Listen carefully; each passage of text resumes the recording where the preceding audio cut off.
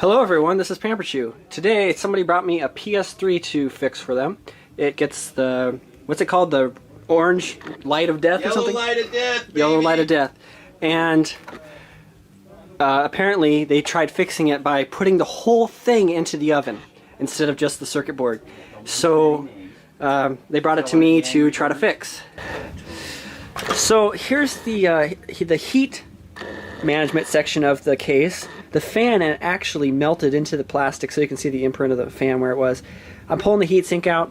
We got all the parts out, the boards. We're going to reflow whatever's wrong on that motherboard there. And there's the Blu-ray drive. It might be shot, but it might be okay. So I'm just going to reassemble this without the plastic melted case on it and see what happens. Alright, so we got it reassembled. I reflowed the memory chips and CPU with a heat gun.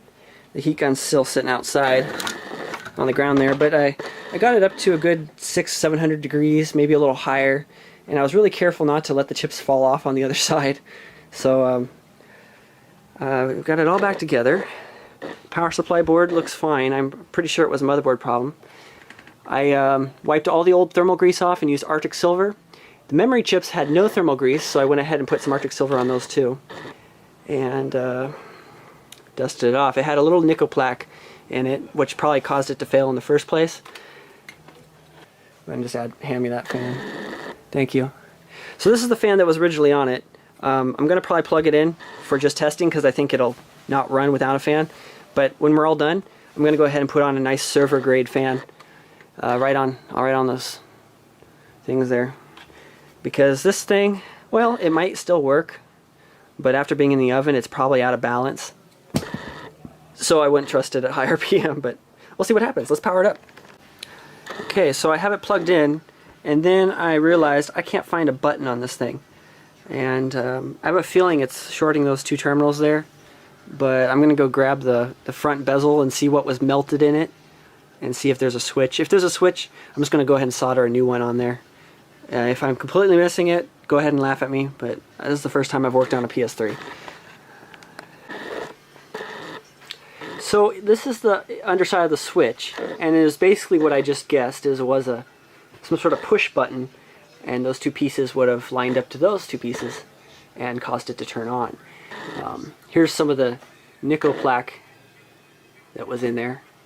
That was pretty much stuffed in the fan, which probably is the reason why it failed in the first place, is overheating, which could have been prevented, but it just, a lot of people don't realize how dirty they get inside, so it goes unattended to. But let's short those out and see what happens. Alright, I pulled the little switches off of the bezel because it's melted. It's not going to be used at all. It's not going to be fixable. That's the plastic piece with the two switches on it. Anyway, each switch had its own conductor, and I figured out how it worked. It wasn't by pressure, but by your capacitance of your finger. I'm guessing that, just like a touchscreen phone. And these are little metal buttons that were glued in there. They have the little power symbols on them. I think that's kind of silly. Sony, why did you make a 1/ and then a 1/0? It's either that symbol or a 1/0. Come on, Sony, get your shit together. Yeah. And here's an eject button, which is the proper symbol. I should be able to just touch those little metal tabs and it should turn on. So I'm going to do that. Let's power it up over here first. Okay.